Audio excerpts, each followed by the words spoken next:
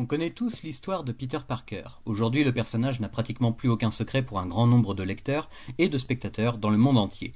Des années 60 jusqu'aux parutions actuelles et films récents, l'incroyable Spider-Man fait pour ainsi dire partie de la vie de tous les jours.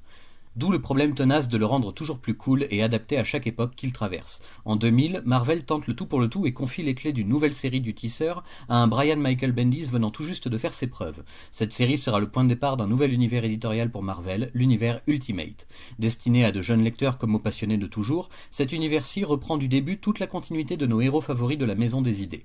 Et donc, qui de mieux pour ouvrir le bal que le populaire et tant aimé Spider-Man ? Peter Parker est un lycéen de 15 ans à qui la vie ne sourit pas franchement. Il vit avec son oncle et sa tante, Ben et May Parker, car ses parents sont décédés dans le crash d'un avion alors qu'il était encore tout jeune. Peter a un goût prononcé pour les sciences et les études, ce qui le met très souvent en porte-à-faux vis-à-vis des autres élèves du plus sportifs ou simplement plus cool que lui.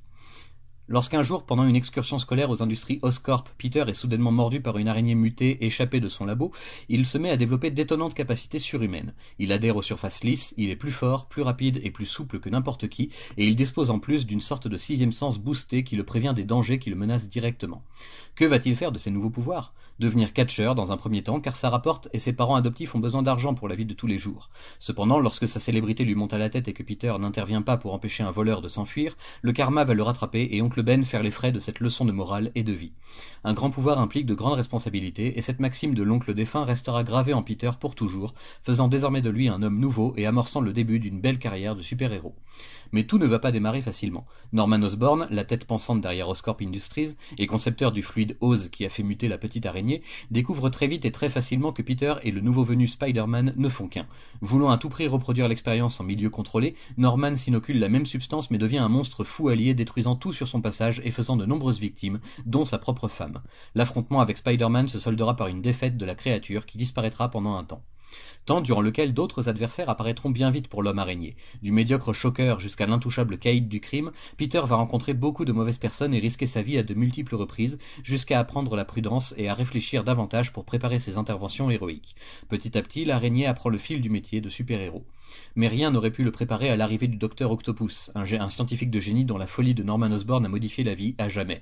Désormais vivant avec des bras mécaniques soudés au corps et à la peau, Otto Octavius entend bien se venger de toutes les personnes qui selon lui sont responsables de son triste état, même si cela signifie que d'innocentes victimes risquent d'y passer avant. Heureusement, Spider-Man est toujours là au bon moment pour tenter d'arrêter le doc, même si sa propre réputation n'est pas au mieux non plus. Merci au Daily Bugle pour ça d'ailleurs.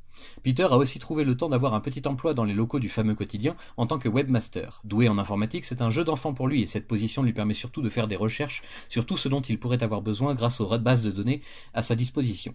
Pas simple cependant de cumuler toutes ses vies en une seule d'adolescent et Peter sera à plusieurs reprises obligé de mentir à tante May pour se couvrir, quitte à être puni quand elle le grille. Sur le plan personnel, Peter a aussi du mal avec sa relation très fusionnelle avec Mary Jane Watson, une amie de toujours qui craque pour lui et qui surtout est au courant de son secret. Il peut presque tout partager avec elle et malheureusement cela inclut aussi le danger puisqu'elle se retrouve prise pour cible par le bouffon quand Osborn fait son grand retour. Dans le même temps, une nouvelle étudiante arrive au lycée, Gwen Stacy, et elle fait aussitôt parler d'elle en prenant la défense de Peter face au brute qui l'agresse encore. Apparemment, elle aussi aurait un petit crush pour lui, du moins selon Mary, qui n'apprécie pas trop cette concurrence et le fait bien savoir. Finalement, en un rien de temps, Peter a dû faire face à des situations potentiellement mortelles, catastrophiques la plupart du temps. Cela a fait mûrir bien plus vite que prévu l'adolescent de 15 ans qui voit aujourd'hui la vie différemment et qui est presque quotidiennement obligé de faire des choix douloureux pour maintenir son identité secrète. Quand Nick Fury en personne entre en contact avec lui pour lui signifier qu'il est plus ou moins sous la surveillance du Shield, c'est un coup de pression dont Peter se serait bien passé. Ce premier tome réédite donc à la grande et belle épopée de Spider-Man dans l'univers Ultimate tout neuf à l'époque chez Marvel, une gamme créée et pensée pour accrocher de nouveaux fans et re-raconter plus simplement et surtout de façon plus moderne et un poil plus sombre les origines d'un super-héros iconique depuis près de 40 ans alors. Et c'est franchement une réussite, je ne vais pas vous l'apprendre, vous devez déjà le savoir via les nombreuses autres vidéos et articles qui en parlent. Vente record, réimpression express pour fin juillet, omnibus déjà en rupture partout, bref, la success story comme on les aime tant. Avec cet omnibus, Panini nous offre aussi une belle galerie de bonus, des couvertures et des études crayonnées de certains personnages majeurs, ainsi qu'une ébauche de ce qui aurait pu être la nouvelle vie de ce Peter Parker des années 2000. Un historique presque complet de la genèse du projet Ultimate complétera ce tome déjà bien massif d'environ 1000 pages, que j'ai dévoré en une nuit sans m'arrêter. Je ne peux que vous conseiller vivement de vous plonger dans l'écriture très saisissante et bien vive, bien qu'aujourd'hui un peu dépassée forcément, de Brian Michael Bendis, et surtout dans le dessin bourré d'énergie et de sensations de Mark Bagley, colorisé par Art Thibert. Je ne tiens presque plus en place en attendant la prochaine et possible annonce de Panini concernant la sortie du tome 2, qui sera lui aussi, à n'en pas douter, un vrai régal. Le succès est bel et bien au rendez-vous de toute façon, et on se prend alors à imaginer et à rêver de rééditions similaires pour les Ultimate X-Men de Millar et Kubert, qui ont aussi posé les bases de ce nouvel univers. D'ailleurs, puisqu'on parle des mutants, la question sociale et raciale, voire spéciste, de l'existence des mutants dans cet univers Ultimate est très marquée et souvent répétée par les personnages et autorités en la matière. Être doté de pouvoirs sans être homologué fait de vous un mutant presque à chaque fois, et il ne fait vraiment pas bon être qualifié de mutos, ici plus que partout ailleurs chez Marvel. Les deux séries sont à lire en parallèle, tout comme l'arrivée des Ultimates un peu plus tard.